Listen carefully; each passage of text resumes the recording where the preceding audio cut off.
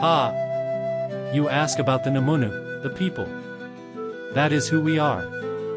You call us Comanche. It is a name given by others, like many names. But we know ourselves as Namunu.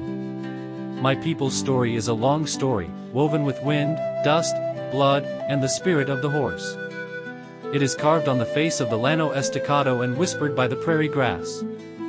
Our memory stretches back, far back, before the time of the horse.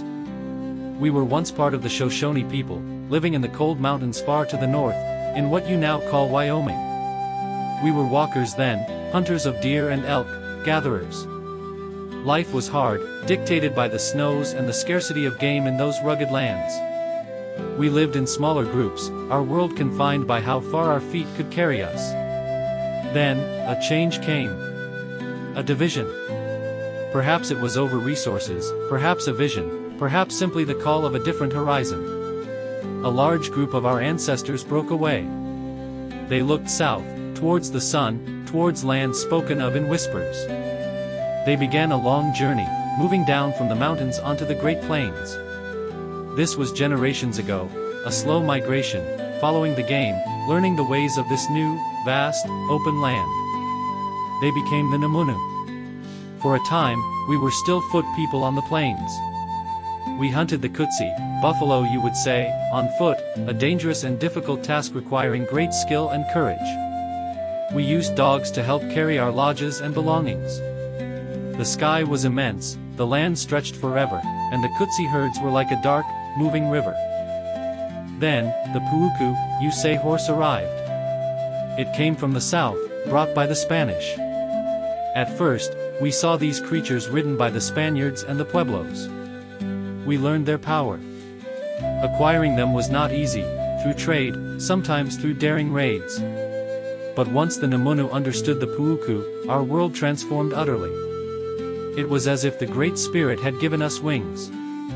We became masters of the horse faster and more completely than any other people. It was not just a tool, it became part of us. A Namunu warrior was said to be born on horseback.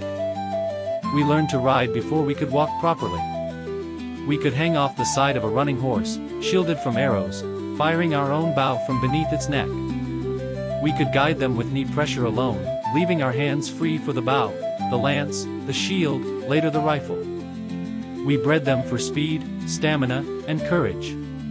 Our wealth was measured in horses, a man's status depended on his herd and his generosity in sharing them.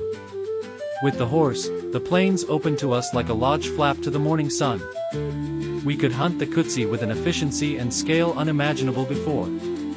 A single rider could bring down multiple bulls in a hunt, galloping alongside the thundering herd.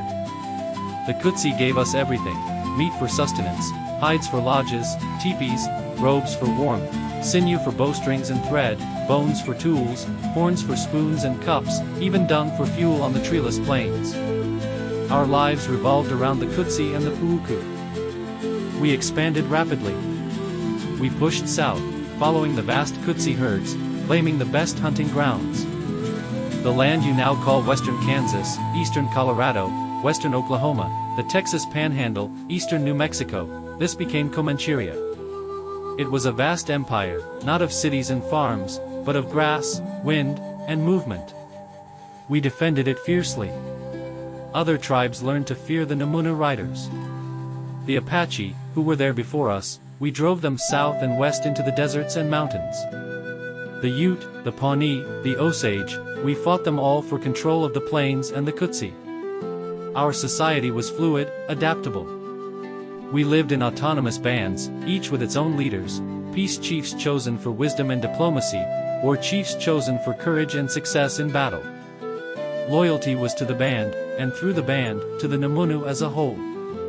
Important decisions were made in council, where all warriors had a voice, though the words of respected elders and proven leaders carried great weight. We had different divisions, like the Penatika, honey eaters, in the south, the Katsatika, buffalo eaters, Nakoni, wanderers, Yamparika, root eaters, and Quahati, antelopes, further north and west on the high plains, the Llano Estacado. Though distinct, we recognized each other as Namunu. Our spirituality was woven into the fabric of daily life. We believed in a great spirit, the source of all life, but also in the power of spirits dwelling in animals, plants, rocks, and the sky. Visions sought through fasting and isolation on lonely buttes guided individuals and sometimes the entire tribe.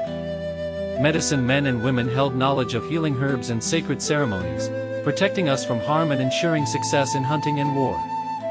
The sun dance, though perhaps adopted later, became an important ceremony for renewal and sacrifice.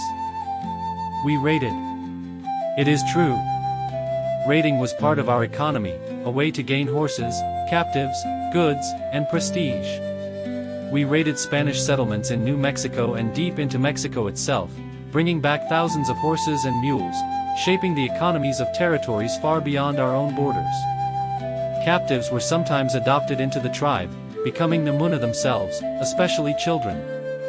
Others were traded. It was a harsh reality of Plains life, a cycle of raid and counter-raid. We were formidable. For nearly 2 centuries, we were the dominant power on the southern plains. The Spanish, then the Mexicans, could not control us. They built presidios, sent expeditions, most failed or achieved only temporary success. Comancheria remained ours. Then came the Texans, and later, the Americans, the Anglos. They were different. More numerous, relentless, driven by a hunger for land that seemed insatiable. At first, there were encounters, some trade, some treaties. But their promises were often like dust devils, swirling and then gone. They did not understand the land or our way of life. They saw the plains as empty, waiting to be fenced and plowed. They saw the Kutsi as an obstacle or a resource to be slaughtered. The conflict intensified. The Texans formed rangers, men who fought like us, ruthless and skilled. There were terrible massacres, the Council House fight in San Antonio, where our peace chiefs went under a flag of truce and were attacked, killed, or taken prisoner. Betrayal bred deep mistrust and fueled cycles of brutal vengeance on both sides. The Civil War among the whites gave us a brief respite, but afterwards, the full might of the U.S. Army turned towards the plains. They came with repeating rifles, cannons, and a strategy we could not ultimately defeat, the destruction of the Kutsi. Generals like Sheridan understood, kill the buffalo, and you kill the Plains Indians' way of life. They encouraged commercial hunters, who slaughtered the herds by the millions, leaving rotting carcasses and bleached bones where rivers of life once flowed. They took our food, our shelter, our clothing, our spiritual connection to the world. We fought back. Leaders like Quanah Parker, whose mother Cynthia and Parker was a white captive who became Namuna, led fierce resistance. The Quahati band, living on the remote Llano Estacado, held out the longest. There were battles, adobe walls, where Quanah led a large force against buffalo hunters protected by strong walls and long-range rifles. The Red River War of 1874–75 was the final, crushing campaign. Colonel Ranald Mackenzie and others pursued us relentlessly, winter and summer. They attacked our camps, destroyed our lodges and food supplies, and crucially, captured and killed our horse herds.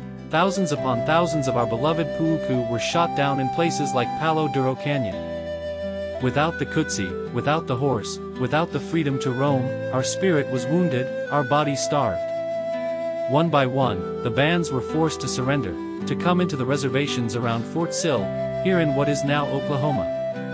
Quanah Parker, seeing the inevitable, led the last of the Quahati in surrender in 1875. He chose survival for his people, a different kind of courage. Reservation life was a bitter draft. Our world shrank from the vast plains to a fenced territory. We were told to farm land that resisted the plow, to give up our language, our religion, our ceremonies, our long hair, everything that made us Namunu. Our children were taken away to boarding schools where they were punished for speaking Comanche, taught to be ashamed of their heritage. The Dawes Act broke up our communal lands, assigning small plots to individuals, selling off the surplus to white settlers. Disease, poverty, and despair were constant companions. But the Namuna spirit, though wounded, did not die. Quanah Parker became a leader in this new, difficult world, advocating for our people, navigating the confusing ways of the white man, trying to blend old ways with new necessities. He adopted some white customs but never forgot who he was, helping to establish the Native American Church to preserve a path for our spirituality. Through the 20th century, we endured. Our young men served bravely in America's wars, including the famed Comanche code talkers in World War II, using our language, the very thing the government tried to erase, to send unbreakable messages against the enemy in Europe. We slowly began to rebuild. We formed a tribal government under the Oklahoma Indian Welfare Act. We fought for our rights, for better education, for healthcare. Today, we are still here. We are a nation, headquartered near Lawton, Oklahoma. We are business owners, teachers, artists, soldiers, lawyers, ranchers. We work to revitalize our language, teaching it to our children. We hold powwows, celebrating our dances and songs. We honor our veterans. We run businesses to provide for our people. The memory of Comancheria, of the horse lords, of the thundering herds, lives within us. It fuels our pride and our resilience. The path has been hard, marked by loss and suffering unimaginable to our ancestors who first rode onto the plains.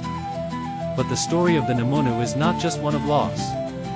It is a story of adaptation, of fierce independence, of enduring spirit. We remember who we were, the lords of the southern plains. And we strive to build a future worthy of that legacy, here, on the land that holds the bones of our ancestors and the dreams of our children.